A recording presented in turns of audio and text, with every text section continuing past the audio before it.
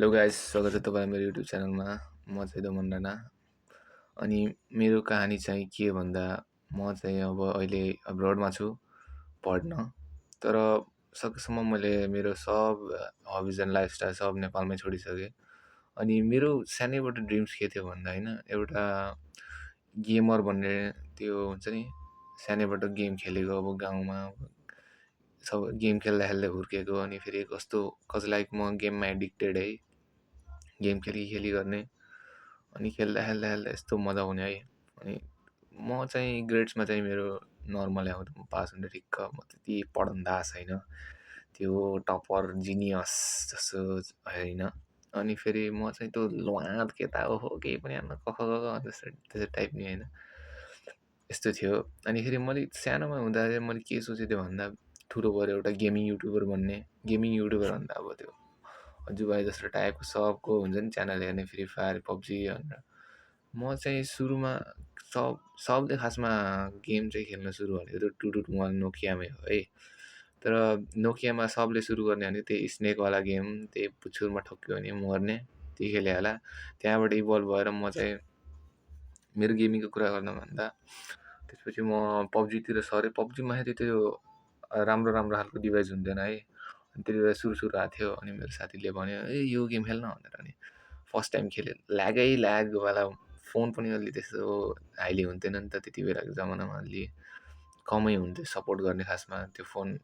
नेपालमा भने चाहिँ त्यस्तो अभाइलेबल हुन्थेन नि त फोनको क्रेज भनेको, अलिअलि बढ्दै थियो नि त। टचिङ स्मार्टफोनकै फेरि बढ्दै थियो त्यही बेलामा। फेरि मैले चाहिँ अनि साथीले आइज पब्जी खेल भन्यो। अनि पब्जी खेलियो फर्स्ट गेम चाहिँ मोबाइलमा, अलि ब्याटल ग्राउन्ड्समा। अनि गर्दा चाहिँ के भयो भन्दा बिचमा मेरो मोबाइल चाहिँ लास्टै ब्याङ बुङ हुन लाग्यो। अनि त्यो बगिस टाइपले बग्सहरू हुन्छ नि, बग्स भएर पनि अब त्यो पनि खेलिन्थ्यो। पछि गर्दा अब मोबाइलले अब साथ छोड्यो। अनि फेरि साथ छोडिसकेपछि मैले पनि पब्जीको साथ छोडिदिएँ। अनि पब्जीको साथ छोडिसकेपछि अनि फ्री फायर आयो मार्केटमा। अनि त्यही मार्केटमा खेल्दा अनि सुनिता, अजु भाइ यस्तै नेपाली क्रिएटर पनि आयो नि त युट्युबमा। अनि त्यसपछि मैले पनि सोचेँ म पनि अब युट्युबर भनेर यसो लाख छाप्नुपर्छ कि नेपालमा भनेर। अब त्यो त्यति बेलामा त्यो टिनेज सिड ड्रिम्स है, म सिड त नभनौँ तर उति बेलाको गोल्डन ड्रिम्स त्यो सोच्थेँ।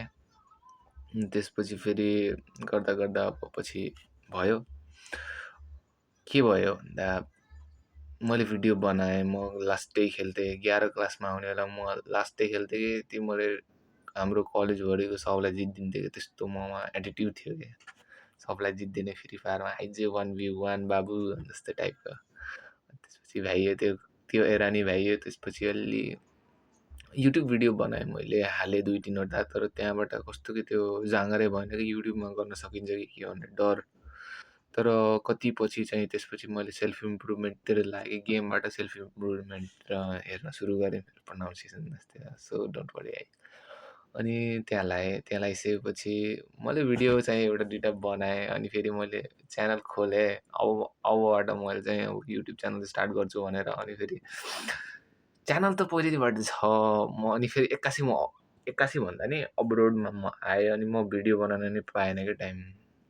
भिडियो बनाउन टाइम पाएन भन्दा नि म जाँगरै लागेर यहाँ विदेशमा आइसकेपछि यो फक्ड अप सिचुएसन चाहिँ है। त्यसपछि टाइमै मिलेको थिएन। अनि त्यसपछि मैले चाहिँ सोचेँ के थाहा अब यो आफ्नो चाइल्ड ड्रिम अब गेमरबाट अब सेल्फ इम्प्रुभमेन्टबाट अब केही न केही भ्लगर जस्तै यिनीहरूबाट ट्रान्जिसन गरेर केही न केही अब एउटा एटलिस्ट युट्युबमा कन्टेन्ट हाल्ने चाहिँ ट्राई सोचेर एकचोटि फेरि त्यो आफ्नो चाइल्ड ड्रिमलाई फलो गरौँ न भनेर यो भिडियो चाहिँ बनाएको। अनि के छ भन्दा दिमागमा केही छैन, त्यो कुरा केही छैन भन्दा पनि दिमाग त छ। दिमागमा मासु अब ब्लड स्लड न्युरोन सब चलिरहेको छ। तर दिमागमा के छैन भन्दा आइडिया छैन कि कन्टेन्ट के बनाउने भनेर। द्याट्स वाइ यो भिडियो चाहिँ मिनिङलेस हो। सो यो भनेको आई गेस एउटा स्पार्क फर माई युट्युब च्यानललाई सुरु गर्ने, नयाँ जर्नी स्टार्ट गर्नेवाला। त्यही भएर मैले आजको भिडियो बनाएको छु। तर त्यति लामो नि बनाउँदैन, कज सुरुवात अब छोटो छोटो स्मल थिङ्सबाट सुरु गरौँ। त्यही भएर होपफुली मेरो भिडियो हेरिदिनु भएकोमा धन्यवाद।